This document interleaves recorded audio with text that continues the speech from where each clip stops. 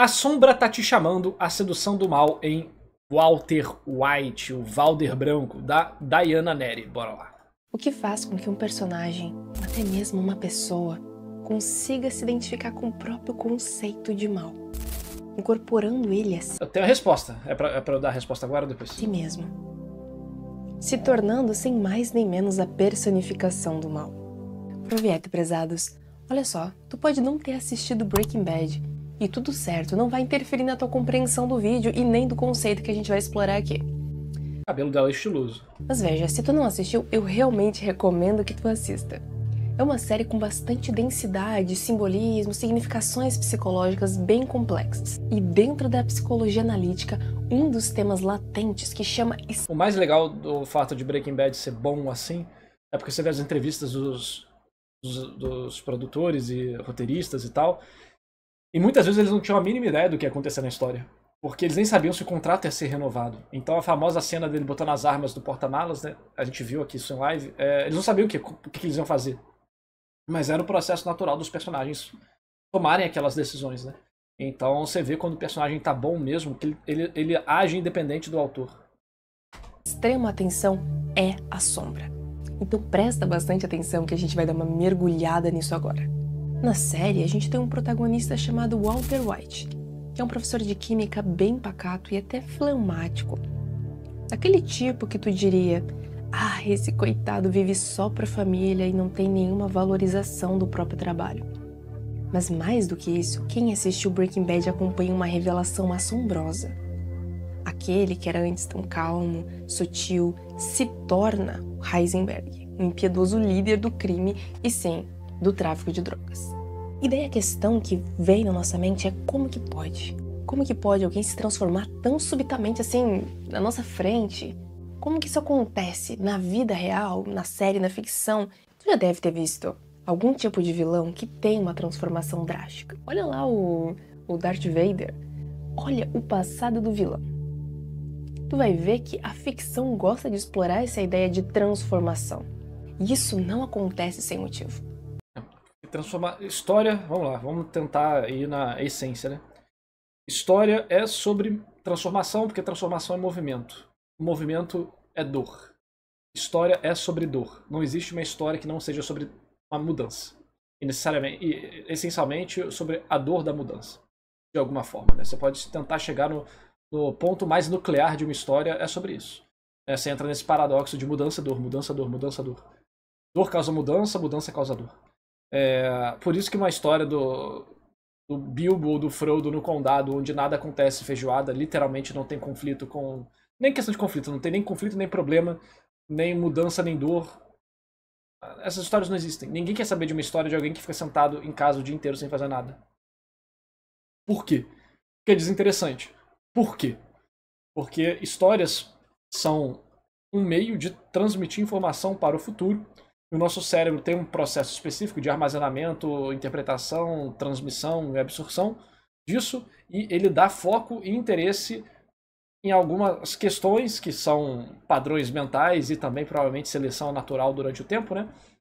Que a gente, através do nosso sistema de empatia, a gente aprendeu a sobreviver através da experiência alheia. Empatia não é simpatia. Empatia é se colocar no lugar dos outros. E você tem, tanto a empatia da dor. Você vê um cara, vocês caras da audiência, vê um cara tomando um chute no saco, todo mundo faz... Por quê? É quase que você sentisse um pouco daquela dor. E o nome disso é empatia da dor. Isso é uma habilidade que os humanos têm, que é essencial para compreender o que é perigo. Então se você vê outro cara andando, uma cobra morde ele e o cara sente dor, você entende isso como perigo também. Então, a empatia da dor é uma das respostas biológicas para a sobrevivência que vem através da interpretação, projeção, absorção de informação. E você pode... Não você pode, né? Mais ou menos a nossa mente faz uma projeção disso para outras etapas da nossa vida, outras características da nossa vida. Que é a forma que a gente transmite história para o futuro é basicamente uma forma de transmitir informação, que é basicamente uma forma de aprender sobre perigos e a vida. Essa seria uma das essências mais primordiais da história que o povo passava desde os primeiros diálogos até as pinturas rupestres. É uma pintura de uma caçada. Por que a pintura de uma caçada? Por que não era a pintura deles só comendo? Você pode ter pintura deles comendo, mas era a pintura de uma caçada. Por quê? Porque talvez essa pintura mostre que você tem que cercar o animal. Essa pintura mostra que esse animal mata se ele encosta. Que essa pintura mostra que tem que ir muita pessoa para pegar esse animal, muitas pessoas. Então, novamente, transmissão de informação. E aí, quando a gente vê uma história hoje em dia, pra gente, a gente precisa dessa informação que não é necessariamente uma forma de aprender a sobreviver. Apesar de muitas histórias passarem isso, principalmente as histórias arquetípicas de contos infantis, né? Mas são histórias de questões emocionais que a gente consegue se projetar. A gente não é o Darth Vader, mas a gente consegue projetar um pouco uma escolha difícil, uma paranoia e por aí vai. E aí a gente se identifica com isso. Então, a gente vai aproveitar histórias boas mesmo quando elas são de mudanças, e mudanças interessantes, não só de ambiente, de personagem, de local, de situação, de acontecimento. Olha, tudo isso junto, né? É natural que exista esse reflexo aqui na vida cotidiana. A gente passa por esse processo. Inclusive, quem sabe, de se tornar um vilão. O vilão geralmente é aquele que faz o mal. Mas o que, afinal de contas, é o mal? Questão complicada, não é? Porque veja, quando a gente vai para a filosofia entender o que é o mal, desde Agostinho de Hipona, a gente vai ter a ideia de que, quem sabe, ele é a ausência de um bem, a ausência de uma benfeitoria em direção ao outro, ao mundo, a si mesmo. Conforme vai caminhando pela história da filosofia, a gente chega aos modernos, como Kant, Schopenhauer, depois chega a Nietzsche, e as ideias são muito distintas entre si. Por exemplo, Schopenhauer vai estar lá falando sobre um mundo que é regido pela vontade, independente de um avanço lógico, de um avanço enquanto civilização. Quase que uma demonização do desejo. E os amantes de Nietzsche já vão ter conceitos bem distintos sobre isso. Quer dizer, a gente tem um filósofo que subverte os conceitos de bem e de mal, tentando desconstruí-los para tentar compreender, de fato, que essências são essas. Só que não é nisso que a gente vai se demorar hoje. Eu quero que tu ajuste a tua lente para a psicologia analítica, que vai ser a perspectiva que a gente vai utilizar aqui. Dentro que a forma que o Joseph Campbell, né, que popularizou muito disso, não foi o único. Tem uma coisa muito chata, que tipo, eu comento de Joseph Campbell, aí sempre tem um metido a cult que fala, mas o Joseph Campbell, mano, vai tomar no cu, todo mundo sabe que foi o Joseph Campbell que popularizou o modelo de história hollywoodiana que a gente usa basicamente para várias métricas e formas de contar história. Não que seja ele foi o único, o primeiro, ou que seja 100% certo, mas o cara fez uma baita pesquisa que se virou base, caralho. Aí sempre tem que vir um cara pra pagar uma de cult nos comentários falando, mas o Joseph Campbell, o narrador, ele é da escola do Joseph. Pô, pelo amor de Deus, a gente tá discutindo série que passa na TV, caralho. Porra, nego é muito sem noção. Mas o Joseph Campbell, ele era muito fissurado em sonhos, significado de sonhos, da filosofia do Jung. Esse era outro que também tinha contato com essas questões um pouco mais etéreas e ocultistas. O Joseph Campbell também tinha um pouco disso de ocultismo, né?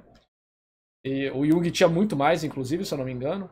Então, eles pegavam de sabedorias e conhecimentos, e estudos e filosofias um pouco mais místicas, que juntava elementos de várias culturas para tentar compreender, né, isso. Então, que deu origem essa mesma, não esse mesmo caminho, né, mas essa mesma curiosidade, mistura, acabou dando origem a várias organizações ocultistas durante a humanidade, além da época deles mesmo, tinha antes, já com a seita pitagórica, né? Sim, Pitágoras era um ocultista, o nego esquece disso, mas tem a numerologia pitagórica, coisa do tipo. Aí você vai ter bem mais depois na Golden Dawn, né, a ordem hermética do amanhecer dourado. E vai ter também a russa lá, que eu esqueci o nome, que ela começou a falar dos arianos também. Que tem até no Fate, porra, o nome da mulher, que eu esqueci. O Jung tem tratado alquímico. Tem um livro muito legal aqui que eu tava lendo sobre essas questões. A Blavatsky, isso. A Blavatsky, que juntou um monte de putaria. E essas pessoas estavam a relativas proximidades, né? Dados as devidas proporções e épocas e distâncias, elas estavam bem próximas, né? Pelo menos uma parte da cultura onde esse misticismo estava em uma certa ascensão. Hoje em dia não está mais, né? Mas na época estava. Então, tudo isso que eu estou falando é para mostrar um pouco que essas pessoas bebem de algumas fontes muito parecidas. Então você vai ver isso vazar um pouco para análise de sonho do Joseph Campbell no Herói de Mil Faces. E aí você vai ver isso também vazar um pouco na parte de psicologia analítica e arquétipos no Christopher Vogler, no Escrever Ficção, no Jornada do Escritor. Então, o estudo da mente, da alma e da arte, durante muito tempo estava associado com outros mundos, mistérios e coisas do tipo, né? Dela, o mal não é simplesmente uma privação do bem, mas uma força Aí vem que vem a sombra, né? verdadeiramente ativa na psique. Essa força está concentrada na sombra, o centro da estrutura psíquica no inconsciente. Nela a gente tem aqueles impulsos reprimidos bem fundamentados, como a crueldade, a destrutividade. Entretanto, esse mal precisaria ser reconhecido e não só reconhecido, como integrado. Isso aí. Caso contrário, o resultado seria a projeção e a repetição cega de certos padrões destrutivos. Aquele negócio, se você não conhece sua sombra, quando ela se manifestar, vai ter o pior resultado possível. Você não se conhece. Então, várias histórias trabalham isso, né? A pessoa saber o seu potencial para o mal. Se a pessoa não sabe o seu potencial para o mal, é exatamente quando ela é mais perigosa.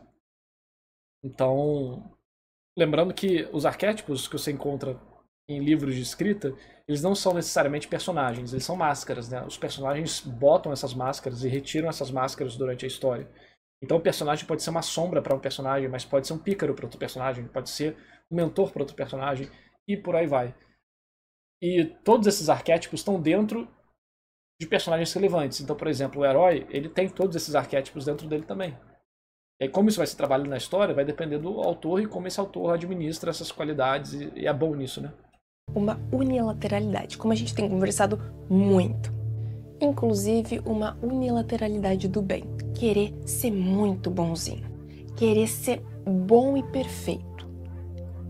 Sem entender que isso gera uma sombra inflada e perigosa. E quando a gente pega isso e olha para o Sr. White, a gente tem um homem que no início parece totalmente ordinário. Um professor de química, frustrado, pai de família, que trabalha num lava-rápido para tentar complementar a renda. Vê se isso não parece até com a nossa realidade às vezes. Ele transmite essa imagem de um homem pacato e que não tem um grande valor social, só que vai escondendo atrás disso uma sombra muito densa. A raiva reprimida, a ambição sufocada e todo aquele desejo por reconhecimento já estavam lá. E se eu te disser que essa não é uma exclusividade do Sr. White? E quando a vontade de ser apenas bom e correto se torna insustentável? O que ocorre quando a vida impõe algum tipo de crise? Uma ruptura da nossa narrativa e dá a oportunidade de reconstruir toda a história. Será que tu também já não sentiu essa vontade de ultrapassar os limites? E a sombra é esse lado obscuro da psique. Ela é composta por tudo aquilo que a gente reprime e nega. E não somente isso, ela é um conteúdo autônomo. É quase a personalidade que não foi possível de ser desenvolvida na consciência.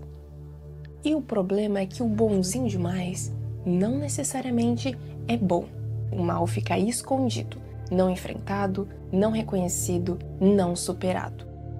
E quando o Walter tem o primeiro contato com esse mal, com essa possibilidade de mal, vem então o problema. Porque, prezados, não existem repressões absolutas. Tudo aquilo que a gente não encara, não enfrenta, os nossos impulsos mais sombrios, vão encontrar uma brecha, uma oportunidade para sair no momento qualquer. E diante do diagnóstico de câncer, ele teve a primeira oportunidade de se sentir livre. Livre da obrigação de ser apenas um homem mediano, sufocado pela família. A sombra surgiu de modo muito sedutor. Não ofereceu só dinheiro, sobrevivência, mas poder, respeito, controle. Ele não precisa mais ser aquele coitado bonzinho. Ele pode ser Heisenberg. Esse outro papel tão oposto ao Sr. White pacatinho que a gente viu no início. Tanto que ao decorrer da série a gente vai ver o protagonista quase que atuando esse papel Moralidade é algo que cria uma polaridade, que intensifica a oposição desses dois conceitos?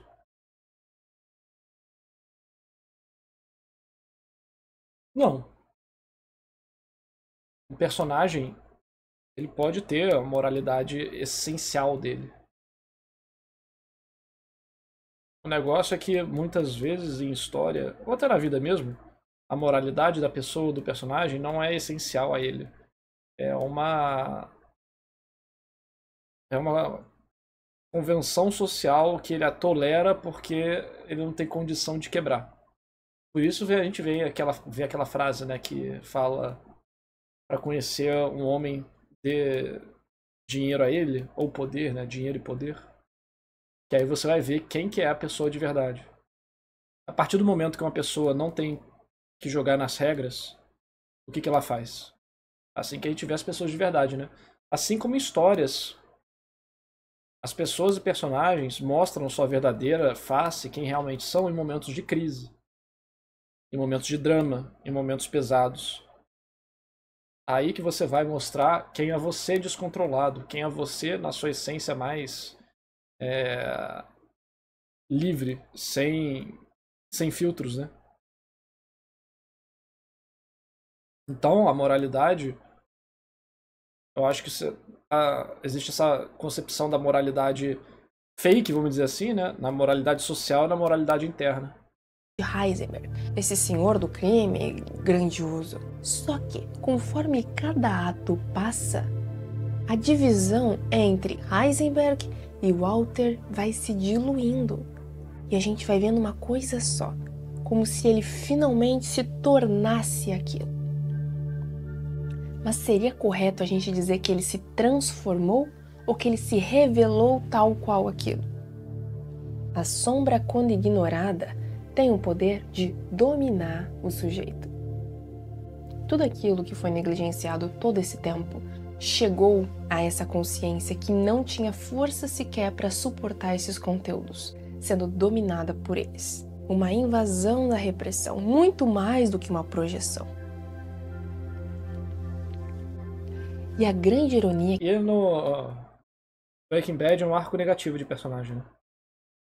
O que define isso é muitas vezes o momento onde o personagem tem a capacidade de sair da mentira e ele rejeita isso de alguma forma. Ou a mentira, a verdade é mais cruel do que a própria mentira que ele acredita, né? Mas você vai ver que a história tenta dar pontos para ele voltar atrás. Mas ele não volta atrás, né? Ele vai cavando a própria cova. Ele acha que ele quer algo quando na verdade ele precisa de outra coisa. Que denota ainda mais esse caráter de sombra é que no início ele tentava justificar que todos os crimes que ele estava cometendo... O Walter não entende a verdade dele no final? Não sei, cara. Não sei te dizer, porque eu não vi o final. Mas você tem um arco negativo que a verdade é pior do que a mentira. O Robert McKee descreve o Heisenberg como um sósia querendo assumir o controle do Walter White. E a Paul falou ali mais cedo, né, que agora eu não lembro se era Kamy Wayland ou o John Truby falava isso. Será que era o Robert McKee o tempo todo? Eu não lembrava. No sentido das drogas. Quais são os tipos de arco negativo? Tem 3 principais. O arco negativo de corrupção, o de queda e o de desilusão. E afins era pela família. Tem lá no meu canal, eu já fiz vídeo de 2 ou 3, de 2 eu acho. Foi sobre o Thorfinn de Vinland Saga e sobre a Jinx de Arcane. Mas esse bem, entre aspas, é uma fachada para algo muito mais sombrio. Só que ele se recusava a reconhecer que o maior desejo dele não era salvar a família, mas provar um valor próprio, resgatar uma certa dignidade, reverter humilhações do passado, enfim. E tu já não te pegou fazendo uma coisa duvidosa e justificando em nome de um bem maior? A sombra aparece nas nossas hipocrisias. Ela sempre arruma uma forma de sair. A gente tenta enfeitar esse tipo de coisa dizendo: ah, não, mas é que eu sou uma exceção nesse caso. Ah, não, mas é que eu... Qual a diferença do arco de queda para corrupção? Tem que ver. O de desilusão é que a verdade é pior do que a mentira. Eu não lembro agora qual que é o nome, mas um deles é o seguinte. O personagem tinha a verdade com ele o tempo todo. O do Thorfinn, por exemplo, a verdade estava com ele o tempo todo. O pai dele falava, você não tem inimigos, você não precisa fazer isso, você tem uma família, você tem tudo. Mesmo assim, o Thorfinn joga essa verdade de lado e vai atrás da mentira e se fode. E a outra é que o personagem ele já está imerso na mentira e aí ele tem uma oportunidade de ver a verdade e ele recusa. A diferença é que um ele já começa com a verdade presente para ele e ele a rejeita, e no outro ele não tem essa verdade inicialmente, e aí quando ele tá vivendo essa mentira, tem um momento que essa verdade surge e ele rejeita ela do mesmo jeito. Faço isso, mas os outros não podem fazer. Ah, não, mas o meu interesse não é egoísta, é para os outros. Tu pode até sustentar esse discurso por muito tempo. Walter também sustentou, até que chega um momento que isso é inevitável. É por desejo. E talvez nesse sentido Schopenhauer tenha um pouco de razão. Walter White teve muitas chances para parar com aquilo. Ele podia ter aceitado o dinheiro dos amigos ricos lá no início quando foi oferecido. Ele podia ter saído do negócio quando conseguiu dinheiro suficiente para pagar o próprio tratamento. Mas ele não fez isso. Eu fiz tudo por mim. Eu gostei. Ser bonzinho demais quase sempre é um problema. Não necessariamente tu vai estudar. Não tem mérito em não ter garras. O mérito tá em ter garras e saber como usá-las e quando usá-las. Tornar um senhor do crime, um criminoso, terrível, algo do tipo. Mas denota uma unilateralidade. Ou seja, um lado que tá muito descompensado. E essa descompensação não some, não desaparece da vida psíquica. O bom não é aquele que simplesmente reprime o mal, mas aquele que consegue encarar em si as suas contrariedades e buscar uma síntese, buscar uma integração com isso. Bem, prezados, não se apaixonem pela sombra e não fiquem justificando absurdos através dela. Porque, olha só, é só olhar o discurso de ditadores, tiranos e vilões. Geralmente tem aquele enfeite muito bonito de que é tudo por um bem maior. Nada justifica a atrocidade, não é? Até mais. Tudo que ela falou tá certinho. Ela falou tá certinho. Acho que deu pra complementar bem. Vocês podiam mandar mais vídeos de análise narrativa, né? Em vez de ficar mandando um vídeo que me faz sofrer. Mandar o link do canal dela pra vocês. Aparentemente ela fala de escrita com um pouco de filosofia e psicologia. Mistura boa. Tá aí o link. Show? A moça é estilosa e sabe das coisas. Braba demais. Realmente é estilosa. Achei o cabelo dela muito irado. Mó character design foda, né?